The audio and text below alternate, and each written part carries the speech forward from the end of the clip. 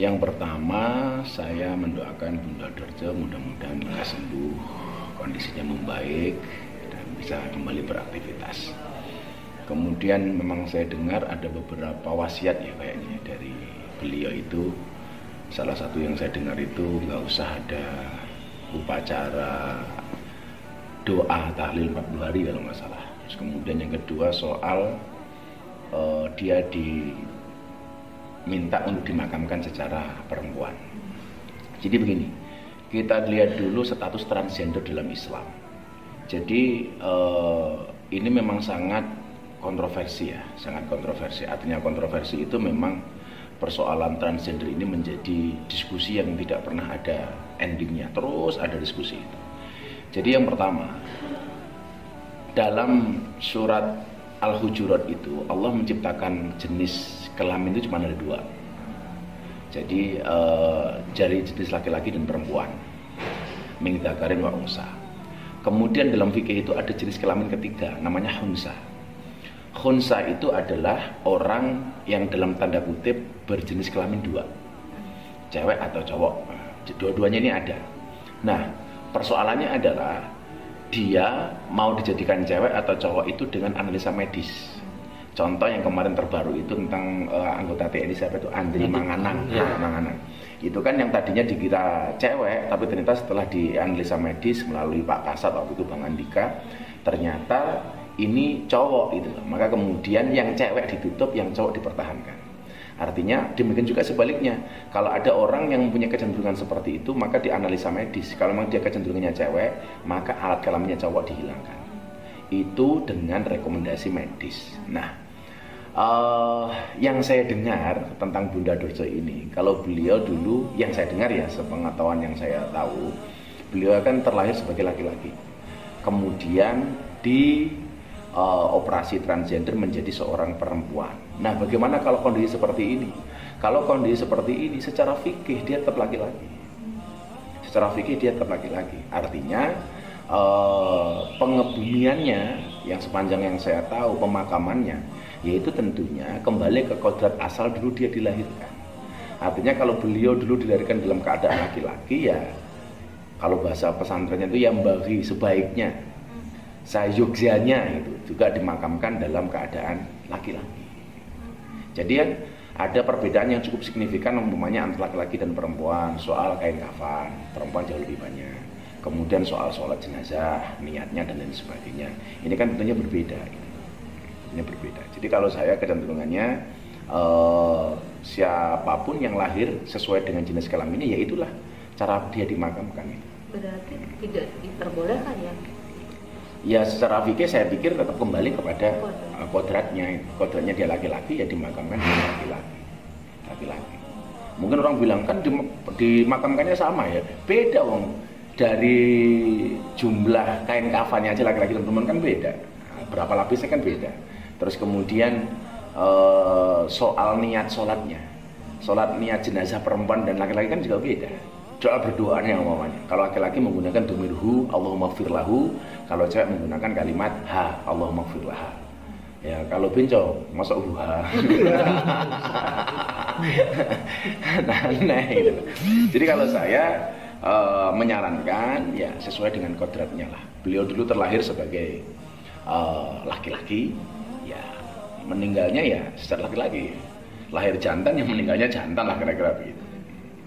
Artinya dia udah sebelum meninggal wasiat Gus ingin dimandikan juga secara secara perempuan. Artinya secara perempuan berarti dia menghendaki yang memandikannya adalah perempuan, kira-kira begitu. Jadi kan apa ya? Bagaimana berbicara soal wasiat? Wasiat itu harus dilaksanakan ketika wasiat itu ada kebaikan di dalamnya, tidak ada kemaksiatan, apalagi melanggar syariat. Tapi kalau wasiat itu sendiri melanggar syariat, melanggar perintah agama, ya tentunya wasiat itu tidak harus dilakukan. Contoh wasiatnya bagus-bagus, mau jadi orang tua kepada anak-anaknya, tolong pembagian waris yang saya tinggalkan dibagi dengan sebaik-baiknya, entah dengan menggunakan hukum Islam maupun dengan hukum adat istiadat, dibagi rata. Ya sudah, itu kan ada kebaikan di dalamnya. Tapi kalau kemudian ada unsur yang melanggar syariat, bahkan pertentangan, ya jangan dilaksanakan. Kalau saya sendiri mamanya ya tetap mendoakan. Wong kita juga belum tahu kok, saya sama Bunda Dorso matinya duluan sama juga tidak tahu kan, namanya nyawa kan itu. Tapi kalau seandainya ada kawan yang berpeluang ya tetap kita doakan. Nah kalau saya mendoakannya, setahu saya lahirannya seperti itu ya saya doakan seperti dia lahir. Seorang laki-laki yang lahir laki-laki, kemudian lalu dirubah menjadi perempuan, maka itu hanya secara zahir saja dia seperti perempuan, hakikatnya dia adalah tetap laki-laki. Hak warisnya hak waris laki-laki. Cara merawat jenazahnya laki-laki. Karena dia bukan perempuan yang sesungguhnya. Hanya dibuatkan di wilayah tersebut, wilayah atau alat seperti alat perempuan. Tidak akan berubah jadi perempuan. Kecuali adalah khuntha muskil yang tabayyan. Khuntha muskil yang terbukti setelah itu tentang kelaki-lakiannya atau keperempuannya. Ada orang terlahir nggak jelas apa laki-laki atau perempuan. Karena alatnya nggak jelas. Dia punya alat tapi nggak jelas, laki atau perempuan, maka muskil. Dikatakan khuntha muskil, bikin muskilah, bikin pusing para ahli fikih. Urusan warisnya gimana, urusan sholatnya gimana, urusan nikahnya gimana, ini muskil. Nah tapi kadang bersama berjalan waktu itu akan tampak hormon apanya itu, kelakiannya itu tampak ini. Maka di situ disesuaikan, semuanya dilihatkan pada ahlinya. Oh dia laki-lakinya lebih tampak, bisa diarahkan, dioperasi. Ternyata setelah dibuka ada, ternyata lebih dominan akhlak laki-laki. Maka itu benar laki-laki. Muskil. Tapi ini bukan muskil, bukan bikin problem. Laki-laki bener dia, punya alat laki-laki. Dirubah jadi perempuan. Ya nggak bisa, tetap dia laki. Atau sebaliknya, perempuan tetap perempuan. Seperti itu. Dan dia tetap ahli iman. Bukan keluar dari iman. Kalau meninggal ya, semoga Allah ampuni. Yang hidup jangan tiru-tiru dia. Yang hidup jangan tiru-tiru. Karena besar dosanya, besar di hadapan Allah. Tapi kalau sudah meninggal jangan didosa-dosakan juga. Kita doakan semoga Allah mengampuni. Dia juga orang beriman kok. Bahkan ada haji juga dan umrah juga. Hajinya bagaimana? Pusing nih. Wah, ini Bu Hajah atau Pak Bu Haji apa Pak Hajah? Bingung. Nah ini serba salah. Dan jangan. Dan kita juga perlu sebenarnya mohon jika ada yang bisa menyambungkan saya dengan teman-teman yang diuji oleh Allah dengan hal-hal semacam itu, kami ingin ngobrol dengan mereka secara khusus. Bukan untuk dihinakan lalu dilaknat-laknat, enggak. Karena memang ada satu hal yang berbeda dalam dirinya yang perlu dibenahi. Ya, apakah mentalnya atau macam-macam. Jadi jangan biasa mencaci maki mengolok-olok. Ini bicara hukum saja, mohon maaf Anda yang diuji dengan hal tersebut, bukan berarti saya mencaci Anda, tidak. Ini adalah bicara hukum, makanya hukumnya selagi Anda dulu laki-laki, terlahir dengan nama laki-laki, ya itulah Anda. Sekarang biarpun berubah menjadi siapa saja, ya tetap Anda laki-laki. Kalau meninggal dirawat seperti laki-laki. Warisnya Anda laki-laki. Seperti itu. Semoga Allah mengampuni semuanya. Beri hidayah kepada semuanya. Yang telah meninggal diampuni. Selagi ahli iman sebesar apapun dosanya. Semoga Allah ampuni. Wallahu a'lam bishawab. Khunsa artinya anak, maaf cakep. Kalau bukan karena fikih tak saya jelaskan. Manusia yang lahir kelaminnya dua, itu namanya khunsa. Ada itu. Mungkin waktu hidup kita tak tahu. Pas nanti memandikan jenazahnya baru tahu. Rupanya dia khunsa. Maka kalau kejadian macam ini dibawa ke dokter, nanti dokter akan bertanya. Setelah diakil balik, mana yang lebih cenderung? Ternyata maaf cakap dia haid, menstruasi. Maka kelamin laki-lakinya dipotong, dioperasi, maka dia menjadi perempuan. Ternyata dia tidak haid dan gayanya macam laki-laki. Maka kelamin perempuannya dijahit dan dia menjadi laki-laki. Ini dibahas dalam fikih namanya bab khunsa. Jelas. Sedangkan bencong bukan khunsa. Bencong ini adalah laki-laki. Definisi laki-laki itu apa? Man lahu zakarun fahuwa mudzakarun. Siapa yang punya zakar maka dia laki-laki, baik hidup maupun mati. Oleh sebab itu maka tidak bisa dihukumkan dia khunsa. Tanya dia, kau kelamin kau berapa? Satu. Tak ada yang lain? Tidak. Laki-laki apa perempuan? Laki-laki. Kenapa kau melambai? Itulah.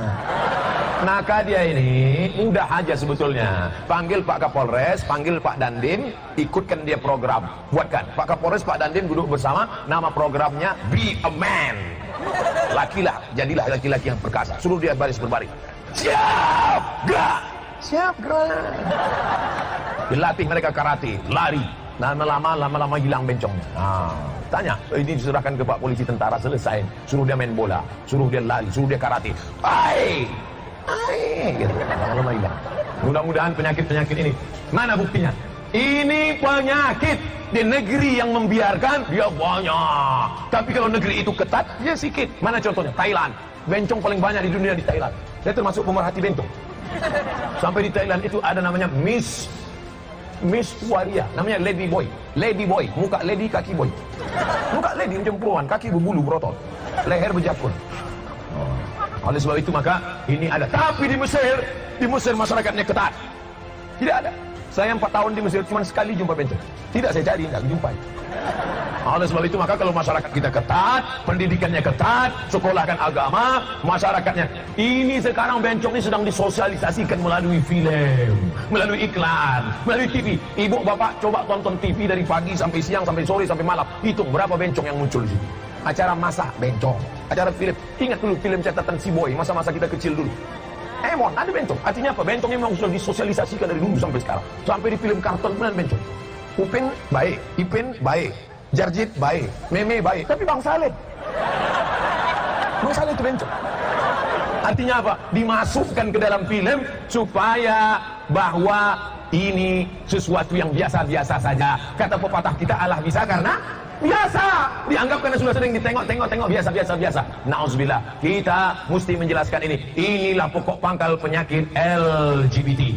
Lesbi, gay, biseksual, transgender. Tapi namanya keren. Apa namanya? LGBT. Jangan sebut LGBT. Lalu apa namanya? PLT, penyuka lubang tai. Mohon maaf tuanku, mohon maaf nenek mama, tak cocok Abdul Somad bicara begini di depan orang terhormat. Ini ucapan hina. Maka kalau dipakai bahasa-bahasa keren, mereka merasa tersanjung. Ini penyakit masyarakat bersama. Penyakit virus HIV/AIDS. Di antara penyebarannya adalah melalui LGBT. Mudah-mudahan Allah menyelamatkan pasaman barat dari LGBT. Jadi Pak Ustadz, boleh dia jadi imam sholat? Mana boleh. Yang jadi imam sholat itu adalah khunsa tadi. Kalau udah jelas dia laki-laki, dia maju ke depan. Kalau bencong tadi, setelah taubat dia, tiba-tiba dia bisa baca Quran, tiba-tiba dia masuk tahfiz Quran, dan dia sudah sehat. At-taibu minadz-dzambi kama la dzambala. Orang yang sudah bertobat, preman bertatu yang sudah bertobat, bencong yang sudah bertobat, maka jangan lagi kenang masa lalunya.